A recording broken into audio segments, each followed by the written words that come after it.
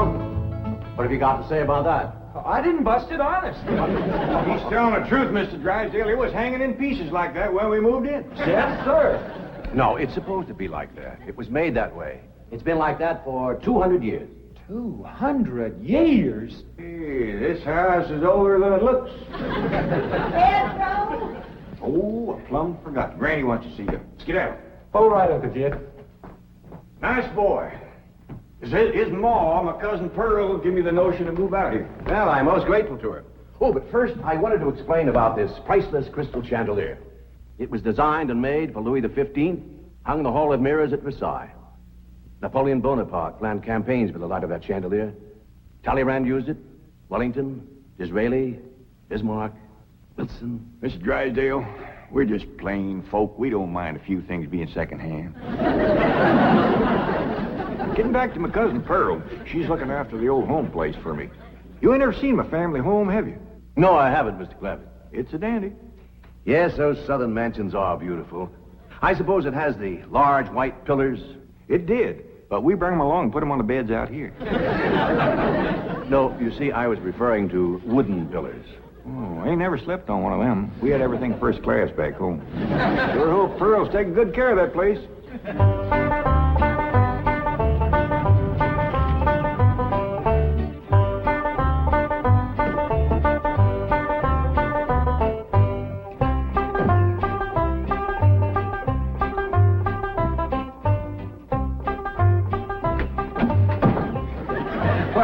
Hello there. Oh, why, you're Mr. Brewster from the oil company that paid Cousin Jed all that money for his swamp. 25 million to be exact. You ain't here to back out, are you? No, indeed. Your cousin's money is safe in the bank in California. I just thought you'd like to know that I heard from the bank, and your family arrived in Beverly Hills safe and sound. Oh, that is good news. My son Jethro drove him out, you know. Yes, I know he did. Oh, I have something here from the bank. I think you'll enjoy it. For me? They told me at your house I'd find you here. Yeah, well, I promised Cousin Jed I'd keep an eye on the old home place for him. It's a long trip from my house, but I'm glad to do it for Jed. That's nice of you. Yeah, well, you know, can I help you look for that money? What is the money? It's pictures of the estate that Mr. Drysdale, the president of the bank, purchased for him in Beverly Hills. Oh. Now, this is now the Jed Clampett estate. Land to mercy, look at that. Why, it's bigger than the state capitol. It's quite a change from this place, all right. What in the world is that? Oh, that's the swimming pool. Swimming pool? Yes, quite ornate. Oh, my son Jethro's gonna like that.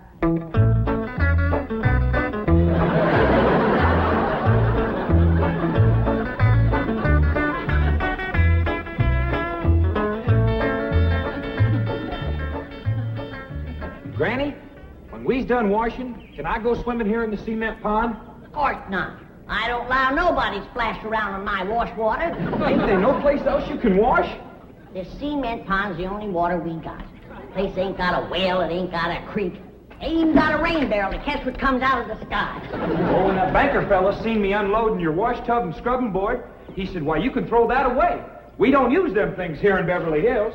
Now, you listen here to me, boy.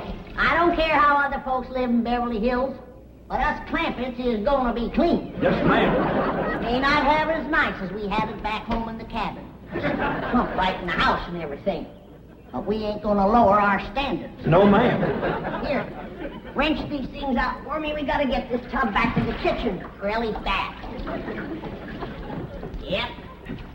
Being clean is a strict rule with your Uncle Jed. Let me look you over. Many the time we've been down to our last piece of fat. I'd say, shall I cook it to eat it, or shall I render it down for soap? He'd say, no, render it down for soap, Granny. The Lord will feed us poor folks, but we gotta do our own washing. But Uncle Jed ain't poor now, Granny. He got $25 million. How long do you think that's gonna last if we go throwing it away on store-bought soap? Waste not, want not. Now, here's a view of the entrance hall. My stars and garters. Why, it's a palace. Whoever would have thought that my cousin Jed would be living in an estate like this? Well, the credit is yours.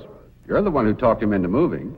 Oh, well, I put the notion in his head. But it was really kind of Ellie Mae when. Yes, his daughter will have a wonderful life as a Beverly Hills debutante. Can't you just see that beautiful girl descending this magnificent stairway? I sure can.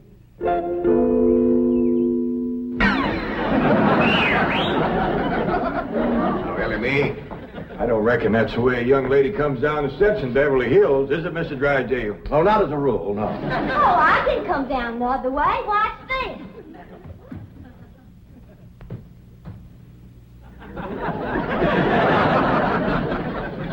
How's that? Well, that's not exactly what I had in mind. Well, show me. No, my secretary will show you. Oh, she's in town doing some shopping for you. Oh, what's she getting me? Well, now, that's going to be a surprise, Ellie, but it's some things you've been a-needing, and they're going to be pretty, and you're going to like them. Things I've been a-needing? A set of muskrat traps. A three-blade frog sticker? Nope. A ready-made slingshot. Now, Ellie, you way off the track. Now, you wait till Miss Hathaway gets here, and you'll see. Yes. Well, I'll be pushing along to the bank.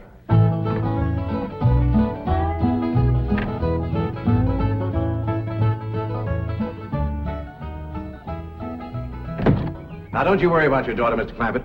When my secretary gets through with her, you'll think she's been to finishing school. I sure wish my cousin Pearl was out here, fixing Ellie up. She's a whiz at fancy sewing. Oh, is she a dressmaker? That woman can make anything. Why, she can pick up a handful of straw, and before you know it, she's made a hat. That's remarkable. So she's a milliner. Oh, she's a Clampett. Married to Bodine. I don't recall knowing the milliners. Milliners are women who make hats. That's Pearl, all right, but she's a Clampett. You talk about making hats. Pearl made herself a hat one time that was shaped just like a bird's nest. And in there on the nest was this blue jay a-setting on her eggs. Well, sir, they come from everywhere to see that hat, to study it, to see how Pearl made it so as they could copy it. Boy, there was dozens of them from all around. Hat designers? No, blue jay. Never did catch on too good with people. For a while there, Pearl couldn't hardly go out of the house without a bunch of blue jays taken out after her. Sure wish she was out here. She'd have Ellie slick as a picture in a catalog. Yep. I ought to be out there in Beverly Hills helping Cousin Jed. Well, he certainly has plenty of room for you. This mansion of his has 32 rooms and 14 baths. 14 bathrooms? Yes. A sunken marble bathtub. I can just see Ellie Mae having herself a bubble bath in there.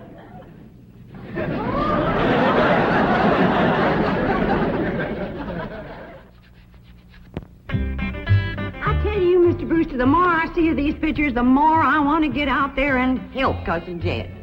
Of course, I wouldn't go without being asked. Well, naturally. But, I think you should go. I've been asked. Well, now, it's not exactly my province. Well, why don't you telephone your cousin and talk to him? Oh, why, they ain't a telephone within 40 miles of this place. Nearest one, I guess, is at the International Emporium, clean over to Oxford. Well, I'll be happy to drive you over there. Oh, I couldn't let you drive me all that way just to use telephone. Busy oil company man like you. That's 40 miles.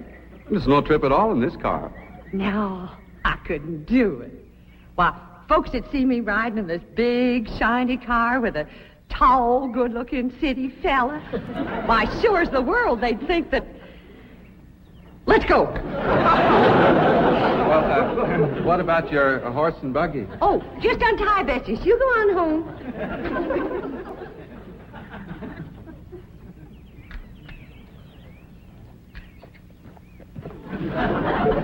Well, Bessie's headed for home, all right. Mrs. Bodine, how long has your buggy been hitched there? About an hour, why? Why, Blue Jay built her nest on the seat, and she was sitting on her eggs. Oh, shoot. I wanted to wear that.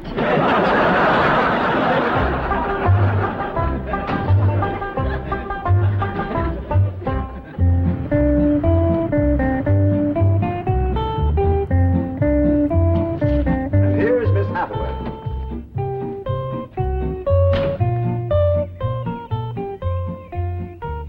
Mon capitaine, je suis traiteur. Fine. Ready for Ellie Mae?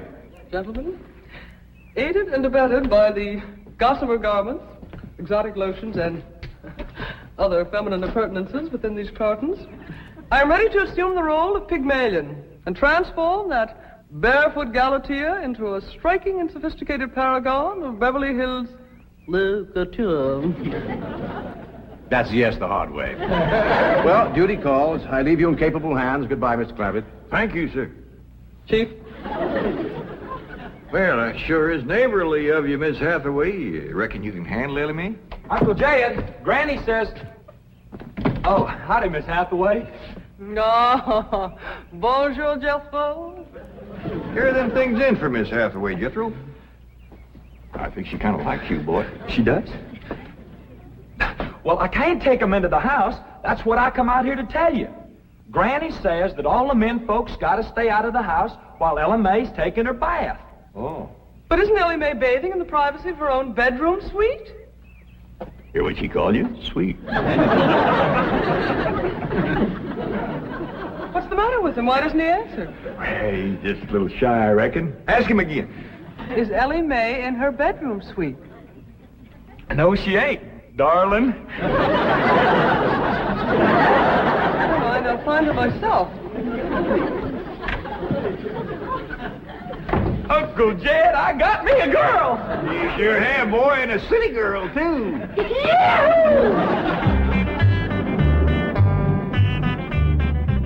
Some city girls I were about. Jethro's such a good-looking boy. Every girl in the 5th grade was after him. I hardly think anything serious can develop between boys and girls in the 5th grade. Oh, I don't know. So far this year, there's been 3 couples out of Jethro's class get married. Married? 5th grader? Parson's nearly as busy in that school as the teacher. That's amazing. Oh, I've heard of... Wouldn't you know it? There's that Snoopy Alverna Bradshaw and her big mouth daughter sitting on my front porch. Oh, I can just hear the stories they'll start going around if they see me in this car here with you. Yoo-hoo! Alverna! It's me! Terrible gossip, that woman, always making trouble. She tried to talk Granny out of going to California. She ought to see Granny now. Living like a queen in that Beverly Hills mansion.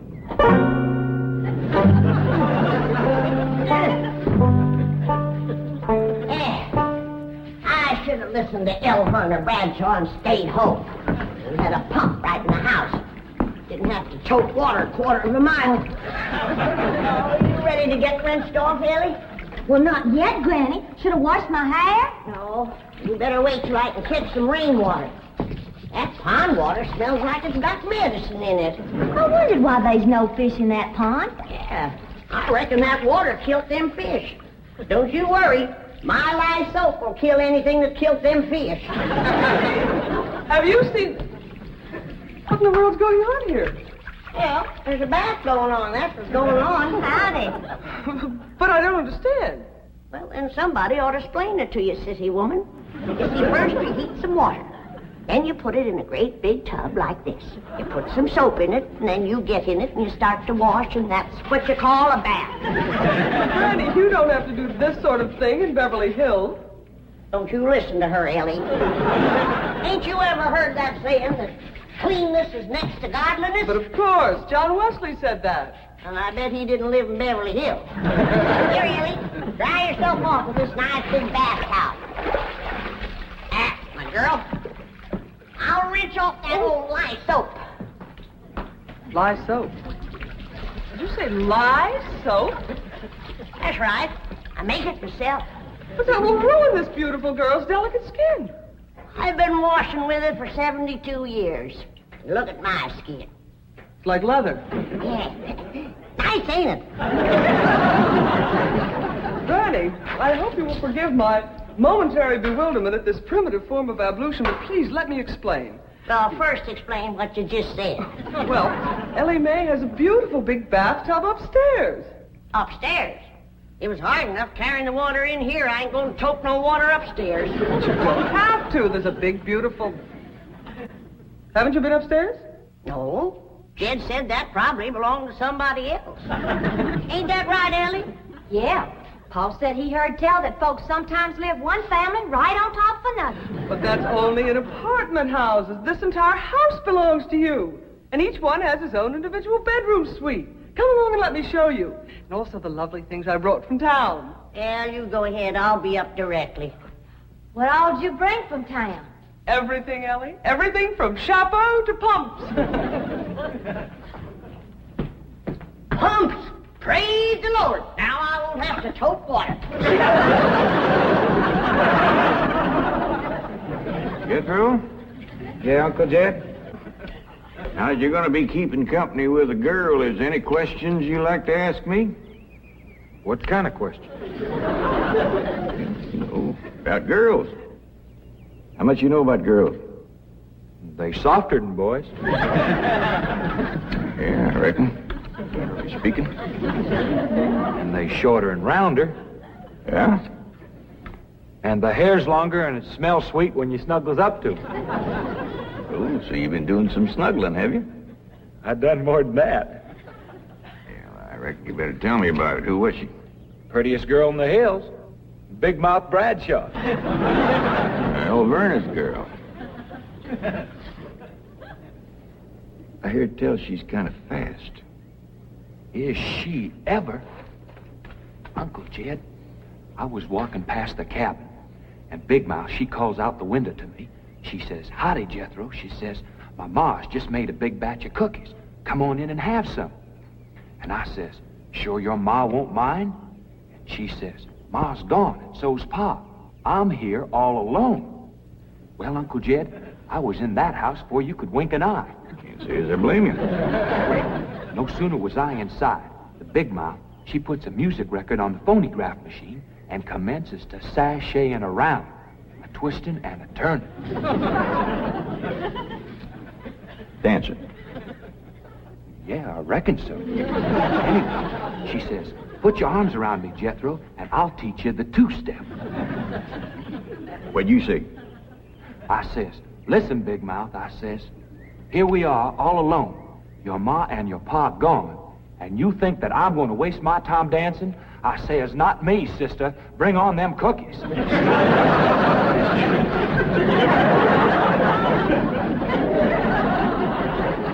What'd she say? Well, Jed, you and Jethro can start digging the well. That city woman brought us some pumps. That's fine, Granny. We'll get right to it. What'd that Bradshaw girl say when you said bring on them cookies?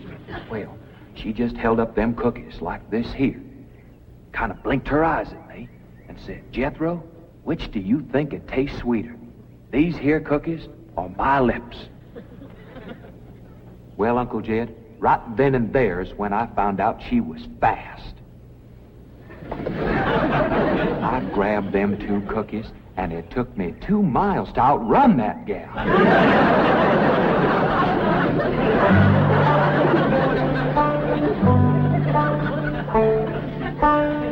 Jethro,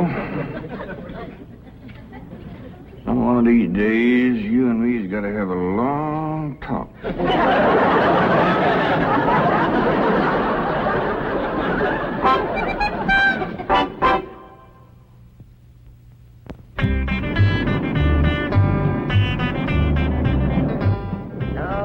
Yes. He's a lady killer, that bar of mine. While Verna Bradshaw's daughter traced him all the way home one day. Sounds like Jethro has a lot of charm and sex appeal. Oh, he has.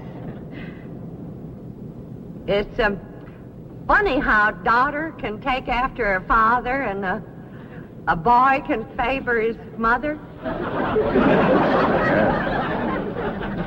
Yes. I ought to be out there looking after Jethro. You know Jed's going to need him to help garden a place this big. Well, most Beverly Hills mansions have regular gardeners. And, of course, a complete sprinkling system. Sprinkling system? Oh, yes, indeed. That entire lawn is crisscrossed with underground pipes. Land to mercy.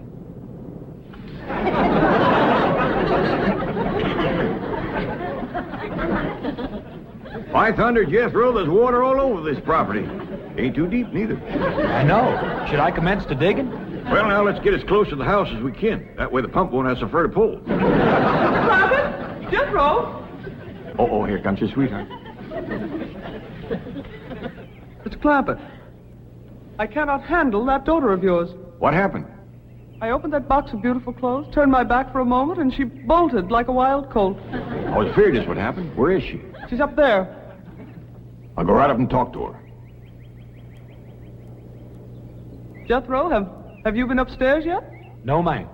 Then you've got a surprise coming to you. What is it? Your sweets. So are you. No.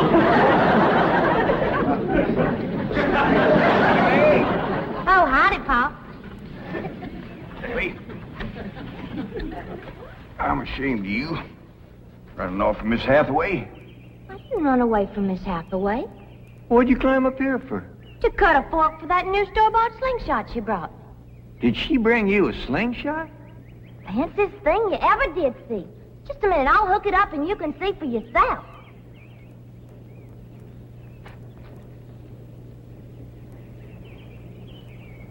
Look at that. Doggone. A store-bought, lace-trimmed, double-barrel slingshot. Ain't it a doozy? I don't know how good I can aim it, but it'll sure throw a heap of rocks.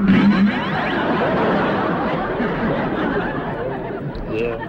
They really need me out there. Why, I could work wonders for Ellie Mae with my fancy sewing and beauty secrets and hairstyling and everything. Of course, I had to learn all those things, not having a husband to support me.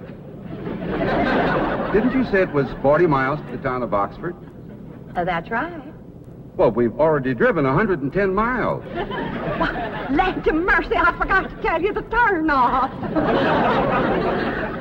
Well, long as we come this far, maybe we ought to go right on to California.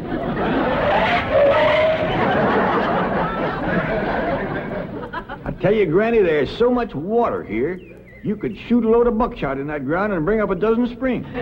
I'll be right back.